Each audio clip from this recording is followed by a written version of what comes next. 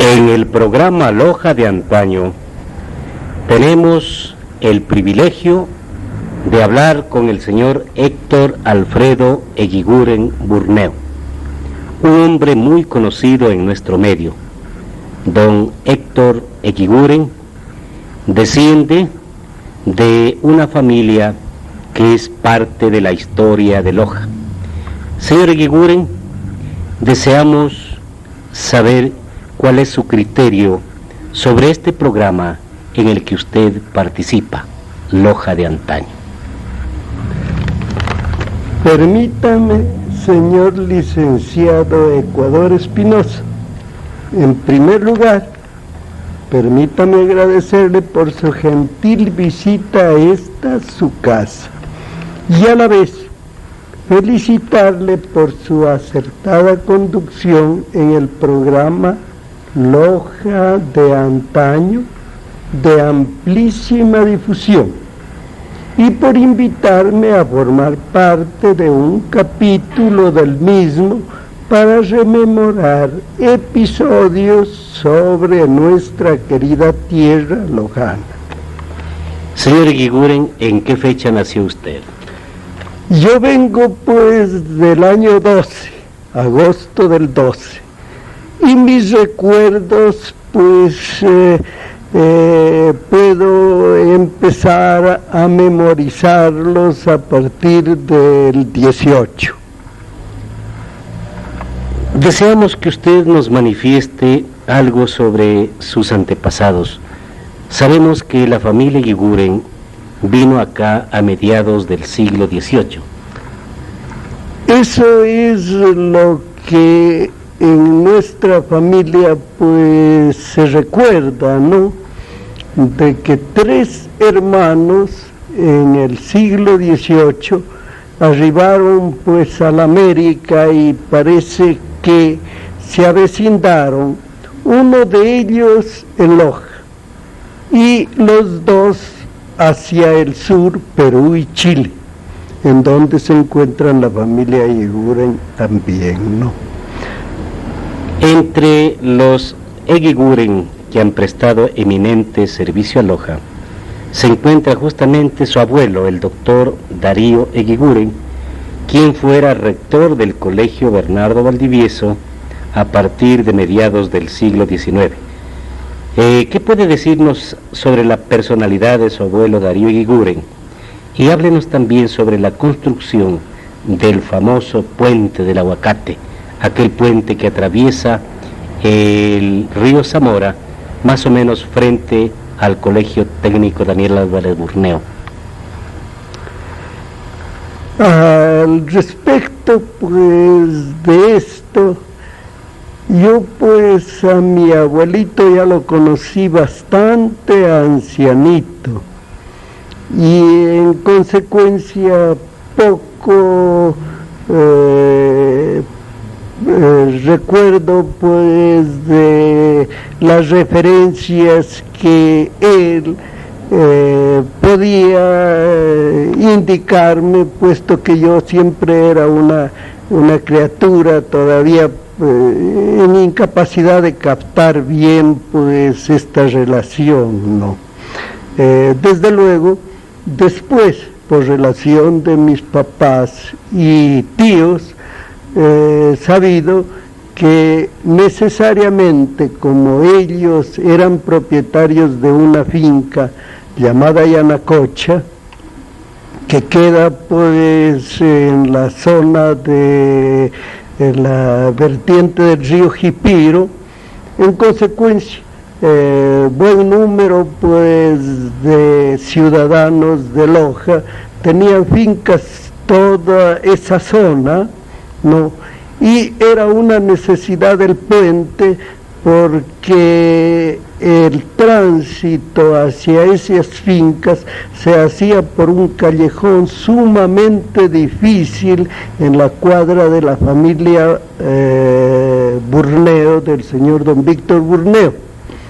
Deben pues haberse puesto de acuerdo los habitantes, vecinos de la parroquia del Valle y de las fincas de San Cayetano, Yanacocha y todas las fincas que quedan pues en la hoya del río Jipiro, para realizar la obra del puente, que era una verdadera necesidad para todas las personas avecindadas en esa zona. Más o menos, ¿en qué año se hizo ese puente? Con precisión no puedo decirle, señor licenciado, pero yo supongo que debe haber sido fines del siglo XIX.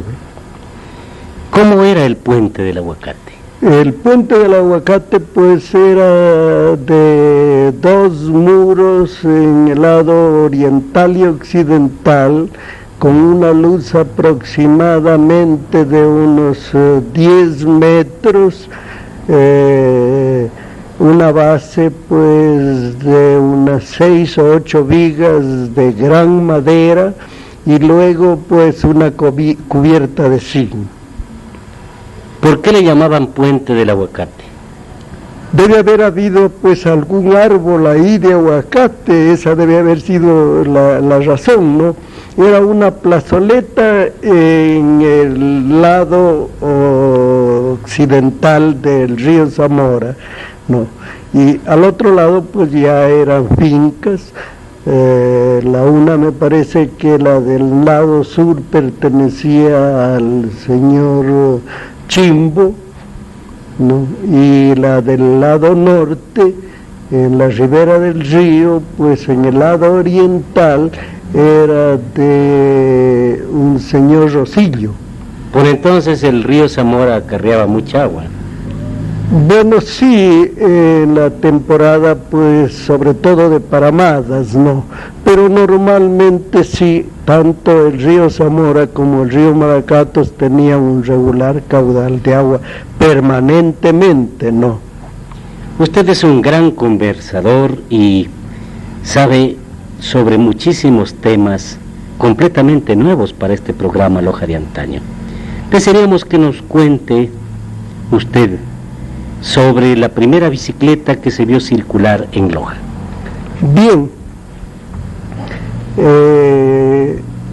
el señor Daniel Álvarez, pues, era un verdadero proveedor de artículos, pues, de alimentación para Loja, y en consecuencia tenía el sistema en el tiempo de la cosecha pues de choclos, la venta de los choclos en la lechería, o sea, en la parte posterior de la casa de habitación del señor Daniel Álvarez, que tiene el frente a la calle Bolívar, y en la transversal a la calle Miguel Río Frío. Entonces la lechería se la denominaba pues el acceso a la calle Miguel Río Frío. Ahí pues cuando se iniciaba la venta de choclios, pues no, que era en la temporada que corresponde de la cosecha, teníamos pues el halago, los familias lojanas que ya no tenían pues propiedades, como ocurría ya en ese tiempo pues a la familia nuestra, y entonces íbamos a adquirir, a comprar los choclios en la lechería. Permanecía la puerta cerrada hasta el momento que se iniciaba la venta. Entonces pues nos permitían pasar de una a las personas a recoger los montoncitos de choclios acomodados por el valor de un sucre, 10 choclios, ¿no? Esto fue cambiando a través del tiempo y yo tuve ocasión de ir en varios años a hacer la compra de los choclios como muchacho, pues mandado por mis papás con alguna de las personas que me acompañaban a hacer esta compra, ¿no?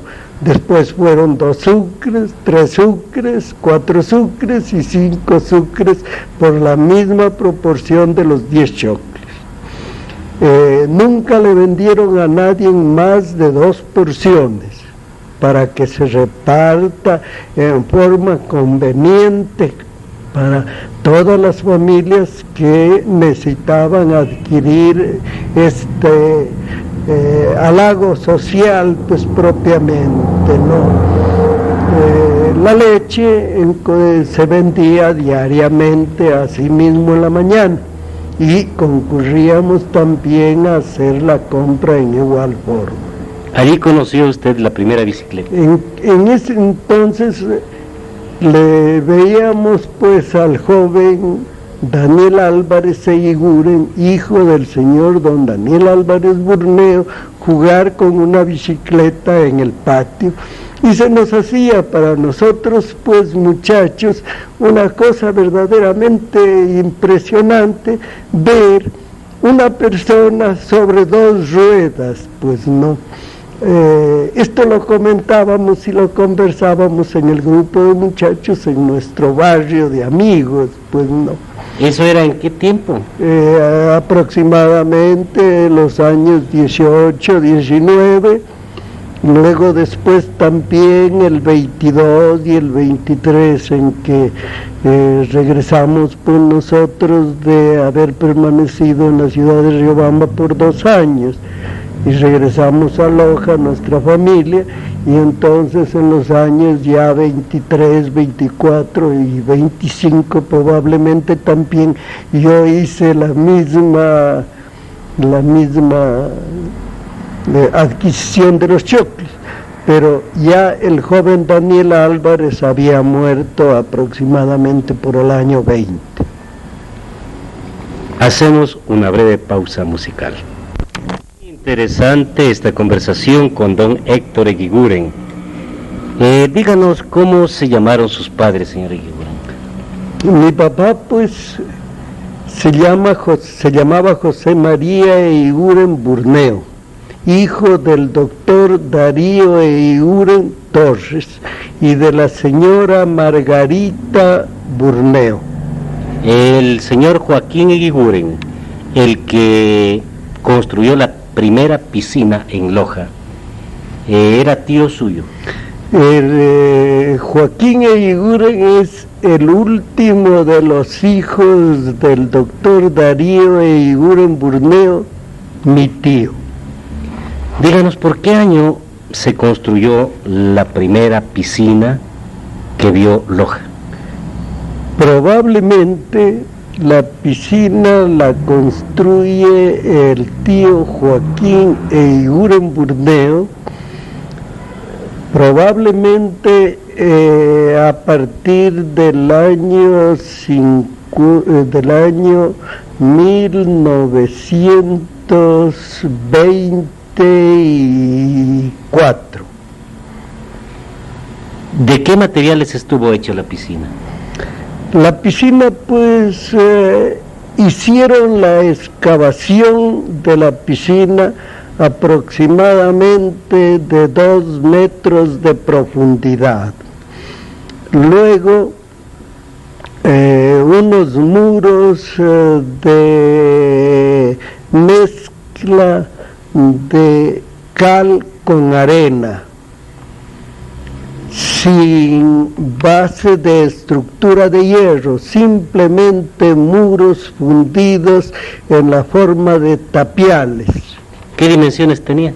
La piscina tenía las dimensiones de un rectángulo de 10 metros de ancho por 20 de largo. Era toda de un mismo hondo, de 2 metros.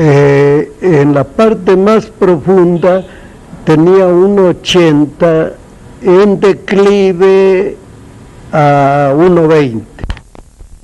Quedaba ubicada en la 10 de agosto y Río Zamora. ¿Cómo traían el agua para la piscina? El agua pues era traída de unos 300 metros hacia arriba del río Zamora, de un tanque excavado en la finca de la familia Rodríguez Alvarado, en el lindero con la finca de la familia Riofrío. De ahí pues daba la gradiente y el agua pues era filtrada del río Zamora, traída por una cañería bajo el cauce del río Zamora hasta pasar al lado occidental y entrar a las cuadras pues anteriores a la cuadra de donde estaba ubicada la piscina, que aproximadamente pues de unos 300 metros desde el tanque de aprovisionamiento hacia la piscina de Venecia. ¿Utilizaban algún tipo especial de tubo? Cañería metálica. ¿Qué tiempo duró esa piscina? Aproximadamente pues debe haberse inaugurado por el año 25 y hasta aproximadamente hacia el 50. Ese era el lugar de distracción de los jóvenes, ¿no? Naturalmente es donde pues, toda la muchachada de mi tiempo aprendimos a nadar. Ahí tuvimos pues el halago de ver nadar a un joven, Antonio Polo, que probablemente había pues vivido en Guayaquil y nadaba admirablemente bien. Era un verdadero halago verlo chacotear y jugar en la piscina de Venecia. Es una de las personas que en realidad lo he visto jugar admirablemente, casi como un delfín en el agua. Había muchos jóvenes dedicados a la natación. Ahí ya aprendimos a nadar, pues todos los muchachos de mi tiempo, ¿no? Usted nos dice que conoció el primer cuartel que se edificó aquí en Loja, donde queda hoy el Cabo Minacho. ¿En qué año se construyó? Cuartel militar. Aproximadamente debe haber sido a fines del año 29, por cuanto el tío Joaquín Eguiguren adquiere un carro en la Casa Molme y llega a Loja en mayo del 29, igual que un carro traído por el señor Segundo Silva y otro por el señor Alberto Hidalgo.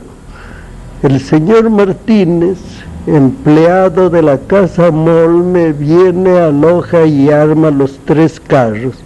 Primero el automóvil del señor Segundo Silva, luego el del tío Joaquín y después el del señor Alberto Hidalgo, un GMC. Entonces el primer carro en el que usted aprendió a manejar, ¿cómo era ese carro? Era un camioncito que vino en chasis y aquí se le construyó un cajoncito pues para el acomodo de la carga. Era un tipo de 1,5 toneladas. En ese carro le tocó a usted acarrear material para la construcción del cuartel que hoy es Cabo Minacho. Sí, en ese carro transportamos materiales como ladrillo desde el tejar del señor Delgado en la parroquia del Valle hacia la iniciación del primer pabellón del cuartel en el Pucará. Quiere decir que usted fue el primero que manejó el primer camión de carga en Loja. Es probablemente así, que yo trabajé en el primer camión ya de transporte de materiales en la ciudad de Loja. ¿Qué significa para usted, como uno de los choferes más antiguos de Loja, el hecho de ser chofer? Bueno, para mí pues me parece una profesión digna. En primer lugar porque tiene a cargo una máquina de movilización valiosa y que porta en ella valores, pues sobre todo estimados como la vida de las personas. Yo siempre he estimado que la profesión de chofer es una profesión muy digna porque transporta vidas y múltiples valores incalculables. Hacemos una pequeña pausa musical. Algo muy importante que usted nos va a relatar es aquel hecho pero inaudito que sucedió en 1930 acá en Loja. Una expedición brasileña compuesta de los señores comandante Leonidas Borges de Oliveira, Francisco López de Cruz, observador, y Mario Fava, mecánico, realizaron un raid por todos los países de América tratando de delinear por dónde iba a ir la carretera panamericana. Este raid fue auspiciado por el rotativo brasileño O Globo, y los carros que salieron de Río de Janeiro tenían que llegar a Nueva York, Estados Unidos. El raid se había iniciado el 16 de abril de 1928. A Cariamanga llegaron el 15 de agosto de 1930, recorriendo 12.281 kilómetros. El dato periodístico del Heraldo del Sur de 1930 nos narra cómo entraron por Macará, Soranga, Cariamanga, vinieron a Loja y de Loja tenían que ir a Cuenca. ¿Usted tuvo alguna relación con ellos? Cuéntenos este hecho verdaderamente inaudito de los dos vehículos Ford que realizaron esta hazaña. ¿Qué recuerda usted? Bien, señor licenciado. A nosotros pues ya no nos sorprendió y nos cogió muy de nuevo, porque la llegada de los carros en sí como un raid era importante, pero ya pues como los carros eran de un tipo más anticuado y nosotros ya teníamos carros más modernos, en realidad el halago fue saber del raid que realizaban estos señores. Nuestro contacto como aficionados pues fue relativamente solo con el mecánico Mr. Fava, que le decíamos, ¿no? Los dos señores pues parece que tenían una categoría militar, y como los carros se guardaban en el casino pues militar de Loja, entonces los señores siempre estuvieron en contacto con nuestros militares, y nosotros como aficionados al volante pues con el mecánico señor Fava. En el 15 de agosto de 1930, a los 2 años de haber salido de Brasil, estuvieron en Cariamanga. ¿Cuándo llegaron a Loja? Probablemente deben haber llegado aquí los primeros días pues de septiembre. Primeros días de septiembre de 1930. Sí. Señor Eguiguren, cuéntenos cómo fue que ustedes allá por 1941, en tiempo de la invasión, cuando un año antes apenas se había comenzado a construir la carretera Loja-Cuenca por parte de la compañía norteamericana Ambursen, ustedes viajaron y llegaron a Cuenca.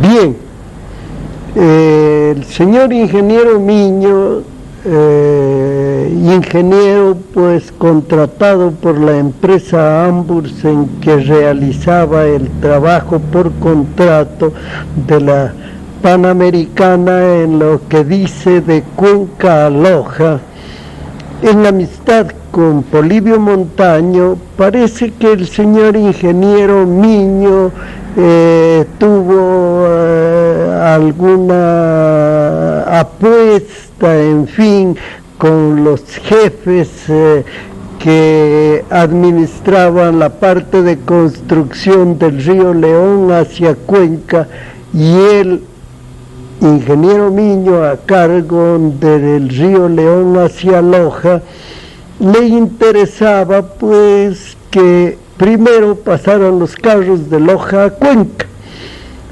Polibio Montaño, pues nuestro compañero, nos animó a un grupo de compañeros choferes para que nos entusiasmáramos en dar el primer paso de Loja hacia Cuenca. Y es así como, no estoy perfectamente seguro en el año, pero fue el 6 de enero del 42, me parece, que entusiasmados se prepararon tres carros con carga para iniciar este viaje hacia Cuenca.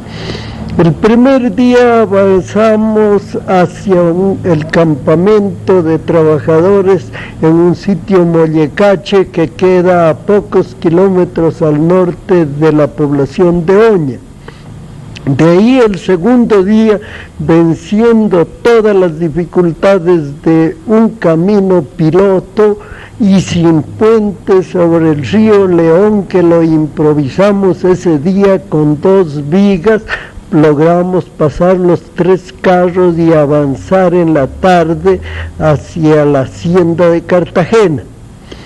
Ahí nos detuvimos y hicimos una exploración a pie en la noche hasta arriba Susudel, donde nos encontramos ya con una volqueta del Amburs en que venía de Cuenca trayendo material.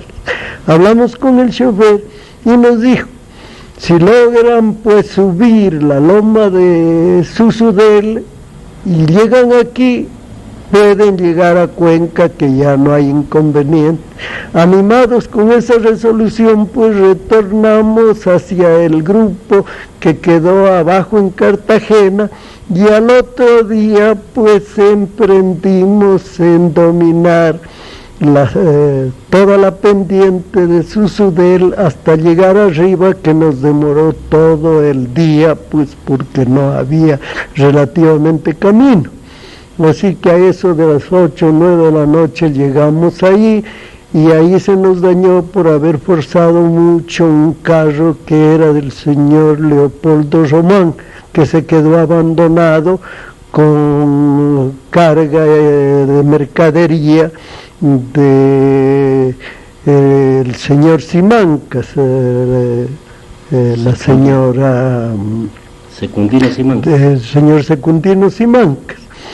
Ese carro se quedó dañado ahí y avanzamos con los otros 2 carros, el del señor Polibio Montaño y el de un señor Reyes. Llegamos a Cuenca, por ahí a eso de las 10 de la noche, la ciudad estaba pues perfectamente tranquila, y a los gritos nuestros correteando la ciudad, ¡viva Loja en Cuenca!, se animó la ciudad, y luego asomaron pues un grupo de choferes que nos llevaron a la estación de radio de Cuenca, y el señor Salvador Palacios, que era uno de las personas también del grupo de expedición y secretario general del sindicato, hizo el saludo pues en Cuenca, y de Cuenca a Loja, de que habíamos llegado en Cuenca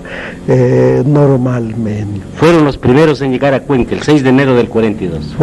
Fuimos los primeros en llegar a Cuenca, saliendo de Loja el 6 de enero y entrando en Cuenca eso de las 10 de la noche del 9 de enero, me parece del año 42. Una de las aventuras grandes que usted tuvo también, además de esta que nos cuenta, de llegar por primera vez a Cuenca, es también el hecho de haber llevado el primer carro de Loja a Malacatos. ¿Cómo sucedió aquello? En amistad pues, con el joven César Bermeo, hijo del señor Elías Bermeo, propietario de varias fincas en Malacatos, y en consecuencia pues la remisión de aguardientes hacia la ciudad de Loja, había conseguido del papá pues en esa remisión mandar un poco más de la remesa para aprovechar esas acémilas para transportar el carro, que lo desarmé en Loja y lo llevamos a Malacato, ahí lo armamos y entonces correteamos pues en la fiesta del 30 de agosto del año 31, solemnizando la fiesta con el corretear del carro, pues con las personas que les halagaba hacer el paseo. Y el carro se quedó definitivamente en Malacato. Como no tuviera dónde guardarlo el carro armado, pues lo desarmé y lo dejé guardado ahí en una pieza de la población de Malacato. ¿A quién lo vendió ese vehículo usted? Después mis papás lo vendieron al señor Joaquín Viván. Señor licenciado Espinosa, reitero a usted mi agradecimiento y por su intermedio a Radio Centinela del Sur y a los amables radioescuchas que me han dispensado con su atención. Entrevista con el señor Héctor Eguiguren para Loja de Antaño.